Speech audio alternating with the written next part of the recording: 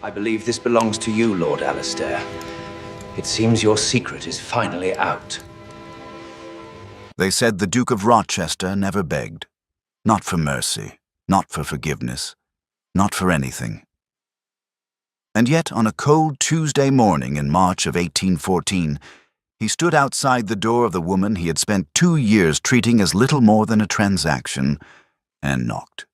Twice, then a third time, with something unfamiliar trembling in his chest.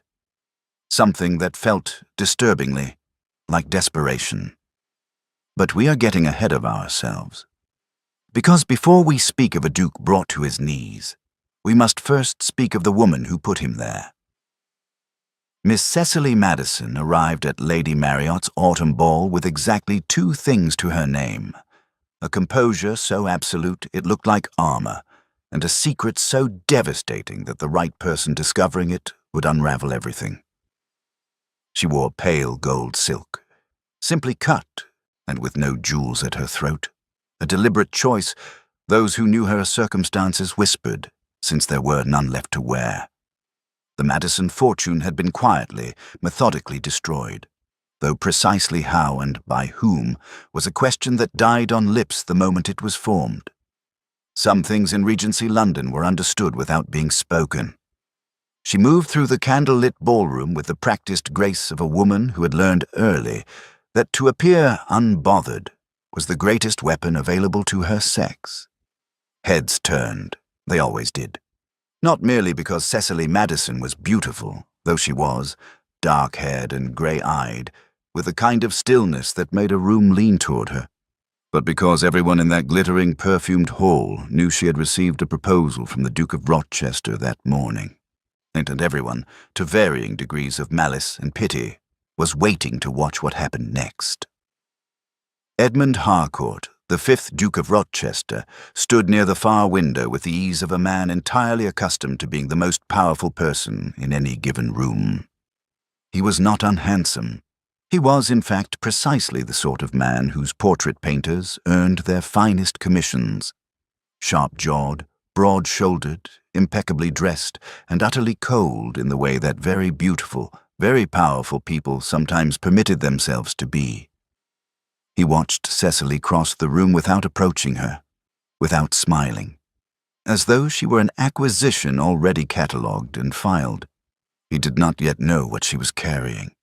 He did not yet know that she knew exactly who had destroyed her family, and he did not yet know that the secret hidden beneath that composed, golden exterior would not merely challenge everything he believed about her. It would destroy everything he believed about himself.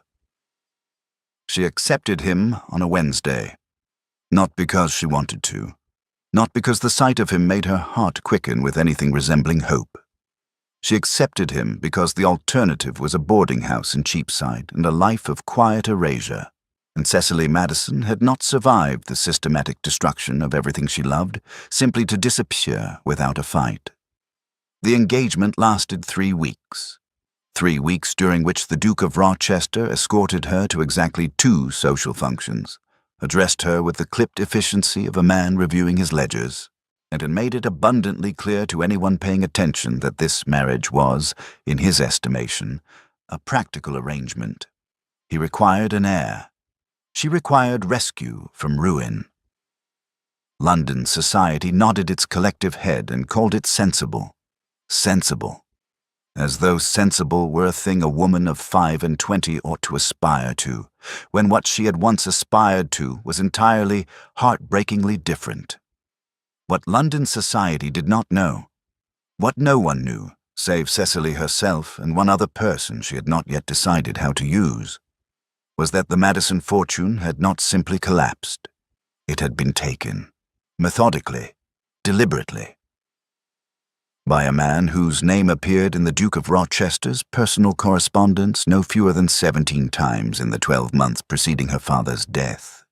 She had found the letters by accident, or perhaps not entirely by accident. Cecily had always been the sort of person who noticed things others preferred not to be noticed, the slight hesitation before a lie, the document tucked too hastily into a drawer, the way a man's eyes moved when a name was spoken that he wished had not been spoken.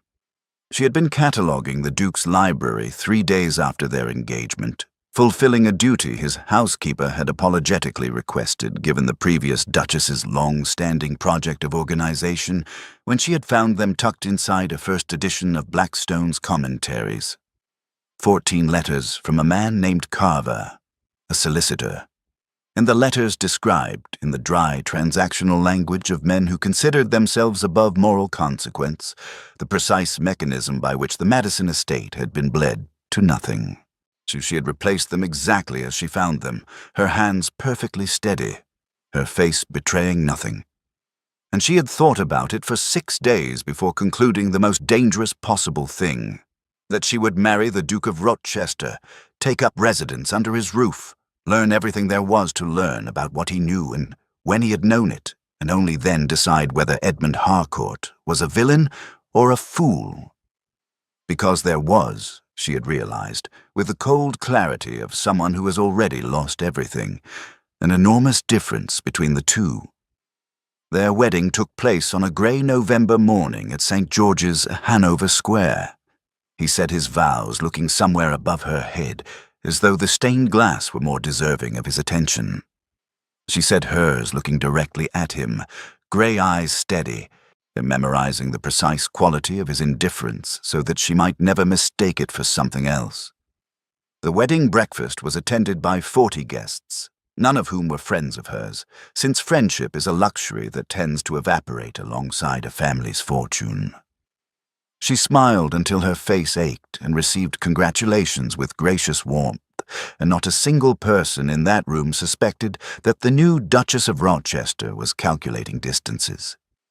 Distances between herself and the truth. Distances between the man she had married and the crime she believed connected to his name. Distances between the life she had expected and the one now arranged around her like a very beautiful cage. Rochester Park in Surrey was magnificent in the way that only generations of unapologetic wealth could produce. Sweeping stone facade, and parkland that seemed to breathe with self-satisfaction, interior so perfectly appointed that even the shadows appeared to have been arranged for effect. Cecily arrived in the ducal carriage as the late afternoon light turned everything amber and false, and thought it looked precisely like a painting of a home rather than a home itself. Grand, airless, the kind of beauty that did not invite you in. Edmund handed her down from the carriage with formal courtesy and led her to the entrance, where the household staff stood in assembled welcome. He introduced no one. He simply moved and expected to be followed, and she followed, because that was the agreed arrangement. A housekeeper named Mrs. Fairfax pressed Cecily's hand warmly and whispered that she would make certain her Grace wanted for nothing, and the genuine kindness in it nearly undid her. The first months were a study in civil distance. Edmund breakfasted early and alone. He spent his days with his steward or in London on parliamentary business he did not discuss with her, because why would he? She managed the household with quiet competence that she suspected surprised him, though he never said so. She wrote letters to her one remaining friend, Charlotte Graves, and in language carefully chosen in the event her correspondence was read. She read voraciously from his extraordinary library, working her way along shelves with the focused attention of someone searching for something specific. She dined alone more evenings than not, and she watched him, carefully, the way one watches a landscape for weather. He was not, she discovered, precisely what she had expected. She had expected contempt, and found instead a kind of studied absence, as though she simply did not register in the geography of his attention. She had expected cruelty, and found instead indifference, which was its own variety of wound, but not the wound she had braced for. He was disciplined, almost punishingly so. Awake before dawn, working past midnight, moving through his own house with the brisk purposefulness of a man who considered rest a personal failing. He was exacting with his staff, but not unkind. He was precise with his words and economical with his expressions, as though emotion itself were a budget item he had determined to reduce. Once, only once in those first months, did she see something crack in the careful surface of him. She had entered the library without realizing he was there, absorbed in a letter that had apparently arrived that morning. He did not hear her, and for 30 full seconds, before he registered her presence and reassembled himself in an instant, she saw something on his face that looked terribly like grief. Raw and unguarded and quickly buried. He straightened, folded the letter, looked at her with the familiar cold composure, and said, I was not expecting you. Evidently, she replied and retreated. But she thought about that face for a long time afterward. Turned it over in her mind the way you turn over a coin, checking both sides before deciding its value. The shift, when it came, arrived through the most ordinary possible door. A dinner party. Lord and Lady Forsyth, neighbours of long standing, invited them for an intimate evening in December. Edmund could not plausibly refuse without remarking upon the state of his marriage, which his pride would not permit. So they went together, sat beside each other at table for the first time since their wedding, and were required by social necessity to perform something resembling a united front. She had not anticipated how disorienting it would feel to have his attention turned toward her in a public setting. He was, as she realized, quite a different man in company. Still contained, still precise, but engaged, genuinely engaged, when a subject interested him, which appeared to include political economy, agricultural reform, and the recent debate in the Lords over the Corn Laws. He argued with Lord Forsyth with a restrained passion that was entirely at odds with the blank formality she had come to associate with his face. At one point, Lady Forsyth asked Cecily her thoughts on the matter. Edmund glanced at her then, the first real look he had directed at her in weeks, and it carried an undisguised expectation of vague, feminine deflection. Instead, she offered a precise and quietly devastating argument about the effect of grain prices on rural poverty, drawing on 3 separate sources she had read in his library, and the silence that followed lasted perhaps 4 seconds. Edmund's expression shifted through something she could not name before settling back into neutrality. On the carriage ride home, he was quiet for a long time. Then he said, without looking at her, "Where did you read Malthus?" "Your library," she said. "3rd shelf from the top in the east alcove. You have an excellent collection." Another silence. Longer this time. Then, almost as though he were speaking to himself, "I did not know you had an interest in political theory." "You have not asked about my interests, Your Grace." He said nothing to that. But she noticed the following morning that a new chair had been placed beside the library fireplace. A better one, properly angled toward the light, with a small table beside it, precisely the right height for resting a book. So he never mentioned it. Neither did she. But something had shifted infinitesimally in the architecture of their shared silence. December became January, and January brought with it a development that changed everything. A letter arrived for Cecily, written in a hand she recognized with a jolt that nearly stopped her breathing. It was from Carver, the solicitor from the letters. He did not know she knew who he was. To him, she was simply the new Duchess, a potential avenue of inquiry. He wrote obliquely, carefully, in the manner of a man accustomed to saying dangerous things in plausibly innocent language. He suggested a meeting. He suggested she might have questions about her family's financial affairs that he could illuminate. He suggested, most chillingly, that the full truth of the matter might surprise her. He was right, but not in the way he imagined.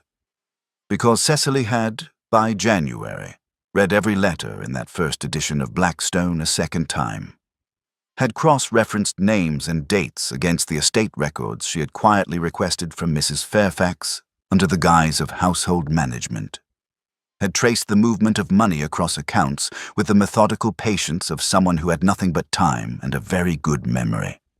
And what she had discovered was not what she had expected to discover when she first found those letters in November. Edmund Harcourt had not orchestrated the destruction of her family's fortune. He had tried to stop it. The letters from Carver were not correspondence between co-conspirators. They were warnings, demands, and the language of a man being paid to stay silent about something he had already done, something the Duke had apparently discovered too late after the damage was irreversible. Edmund had known Carver, had trusted him as his own father's solicitor, and Carver had used that access, that proximity to ducal wealth and influence, to quietly pillage the Madison estate through a series of fraudulent land transactions, while simultaneously collecting payments to keep it concealed. The final letter, the one she had nearly missed, tucked into the back cover rather than the front, was in Edmund's own hand, dated 6 weeks before her father's death. It read, in part, simply, "I have engaged new counsel and intend to expose the full extent of this. Prepare yourself for consequences." Her father had died of a sudden illness 3 weeks later. Cecily sat with this knowledge for 4 days, barely sleeping, barely eating, turning it over and over with the desperate thoroughness of someone unwilling to be wrong. Because the implications ran in 2 devastating directions at once. If Edmund had tried to stop it and failed, then he was not the man she had believed him to be. He was not a villain. He was something worse, in its own complicated way. He was a man carrying guilt for a crime he had not committed, but had failed to prevent, who had then compounded it by marrying the daughter of the man destroyed, without ever telling her what he knew. And if Carver was now writing to her, suggesting a meeting, it meant Carver did not know that she knew. It meant Carver still believed the secret was buried. It meant she was holding, in her quiet and carefully composed hands, with the single piece of evidence that could bring him to justice, and perhaps in doing so also destroy the fragile, strange, almost something that had begun to grow between her and a man who had never once explained himself. She went to Edmund on a Thursday evening. Found him in his study past 10 o'clock as usual, the fire burning low, papers arranged with characteristic precision across his desk. He looked up as she entered with an expression that had long since lost its initial surprise at her appearances and had settled into something more complicated, something that, on a less guarded man, she might have called welcome. She set Carver's letter on the desk before him, without a word. He read it. Once, quickly. Then again, more slowly. When he looked up, his face had gone absolutely still in a way she recognized as controlled alarm rather than indifference. "Where did you get this?" His voice was very quiet. "He sent it to me directly," she said. "He believes I know nothing." "You should know nothing." A muscle worked in his jaw. "This man is dangerous. Yes, I know." She held his gaze steadily. "I also know about the letters in the Black Stone. The ones you wrote to him, the ones he wrote back. I have read them all, Edmund." The use of his Christian name landed between them like a stone into still water. She watched the ripples move through his expression. "I know you tried to stop him. I know you failed. And I know that you have spent the entirety of our marriage sitting with that knowledge without once having the decency to tell me." The silence that followed was the longest of their marriage. A fire snapped in the grate. Wind moved against the study windows. Edmund set down Carver's letter with the exaggerated care of a man managing his own hands. Cecily. Her name in his mouth, unadorned by title, was something she had never heard before. It sounded different than she expected. Raw. "What I failed to prevent cost your father everything, cost you everything. There is no adequate explanation for why I did not—" "Try," she said, not unkindly. "Try explaining it." He did. Haltingly, with none of his usual precision, stumbling over words in a way that told her this was the first time they had been spoken aloud.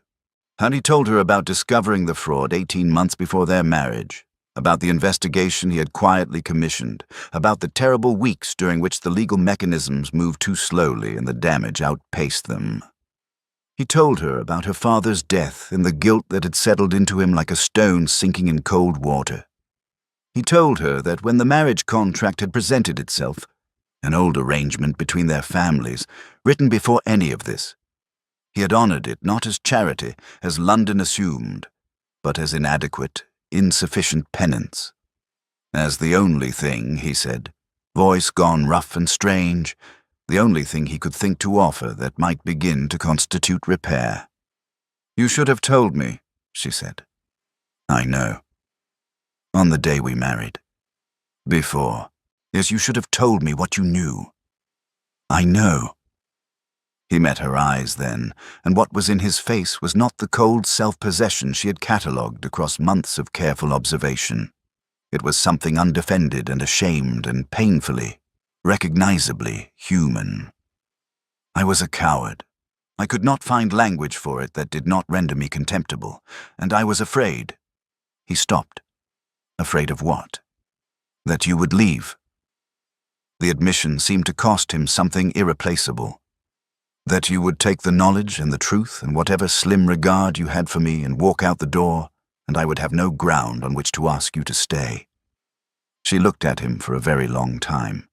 The fire had burned down to embers. The study was very still. And Cecily Madison, who had been composed as armor since the night she arrived at Lady Marriott's ball with nothing but her steadiness and her secret, felt something inside her shift permanently out of its defensive position. "I'm not leaving," she said quietly. "But I'm also not forgiving you tonight. There is a distinction, and I need you to understand it." He nodded once, with the gravity of a man accepting a just verdict. "What I need," she continued, "is for us to finish what you started 18 months ago. Together. Carver wrote to me because he believes I'm ignorant and vulnerable. I intend to let him keep believing that, and you are going to help me." The expression that crossed Edmund Harcourt's face in that moment was one she had never seen there before. Not admiration, exactly. Something beyond admiration. Something that looked rather like a man discovering, too late and too suddenly, that the woman he had underestimated at every possible turn was the most remarkable person he had ever met. "Yes," he said. Simply, without hesitation. It took 6 weeks. 6 weeks of carefully composed letters, orchestrated meetings, and evidence gathered with the precision of people who had learned in their different ways the cost of being unprepared. Edmund's new counsel was sharp and tenacious. Cecily's grasp of the financial details was, as Edmund told her quietly one evening with an expression approaching wonder, more thorough than his own. They worked side by side in the study past midnight more than once, and somewhere in the practical intimacy of shared purpose, till the walls between them dissolved in a way that grand declarations never could have managed. Carver was arrested on a Wednesday in February. The case against him was, by that point, unanswerable. It was only afterward, standing in the entrance hall of Rochester Park as Edmund's solicitor departed with the last of the documents, that Edmund turned to face her with an expression she had been watching cautiously for weeks now, wondering when it would resolve itself into something nameable. "I owe you an apology that I have owed since before our marriage," he said. "Not for Carver, not for the fraud, for the way I treated you after, the indifference, the absence. Marrying you as though you were a debt to be settled rather than a person to be known. You deserved better than I was capable of giving you, and I gave you less than you deserved regardless. Edmund, let me finish." He crossed the hall toward her, and she held very still, heart doing something undignified beneath her composure. "I've been telling myself for 2 years that guilt was the reason I married you. And perhaps it was, at the beginning. But it is not guilt that makes me want to know what you think about every book you read. It is not guilt that makes the house feel different when you are in it. It is not guilt." He stopped just in front of her, and his voice dropped to something low and unguarded and entirely unducal. "It is not guilt that makes me hope, with an urgency I find thoroughly inconvenient, that you might one day look at me the way I have, apparently, catastrophically, begun to look at you." Outside, so the first tentative green of early spring was pushing up through the parkland frost. Inside the hall, Cecily looked up at the man who had failed her and known it, who had held his guilt like a stone for 2 years and called it honor, who had finally, imperfectly, chose truth over pride and found that she had been choosing the same thing all along. "You are looking at me right now," she said softly. "I have been watching you do it for weeks." The kiss was nothing like their wedding. That had been ceremony. This was choice. His hands framing her face with a tenderness that bore no resemblance to the man who had watched her cross a ballroom like an item on an inventory. Her own hands gripping the lapel of his coat with rather more force than she had anticipated needing. When they finally separated, both somewhat undone, Edmund pressed his forehead to hers with a shaky exhale that sounded like the release of something long and heavily held. "I'm sorry," he said against her hair, "for all of it." "I know," she said. And she meant it. In the spring of 1815, a notice appeared in the Morning Post announcing that the Duke and Duchess of Rochester would be receiving guests at Rochester Park for the season. Those guests who had attended Lady Marriott's autumn ball in 1813 noted with some interest that the Duchess appeared rather transformed from the pale, armored creature who had accepted a cold proposal. She was, by all accounts, radiant, which is what people say when they mean a woman has been genuinely loved and has allowed herself to believe it. She was seen frequently in conversation with her husband at social gatherings, where their exchanges animated and occasionally heated in the manner of two people who consider intellectual disagreement a form of intimacy. She was writing, it was rumored, a very long and serious study of Regency property law and its effects on women of diminished fortune. The Duke, for his part, was seen more than once abandoning a conversation with a parliamentary colleague to cross a room simply because his wife had entered it. London observed this with the fond condescension society reserves for men who have been thoroughly and deservedly humbled by love, and agreed it suited him enormously. Carver was convicted in March and transported. His confession, such as it was, contained one detail that Cecily had not known, one final piece of information that made her cry briefly and privately into Edmund's shoulder on the evening she learned it.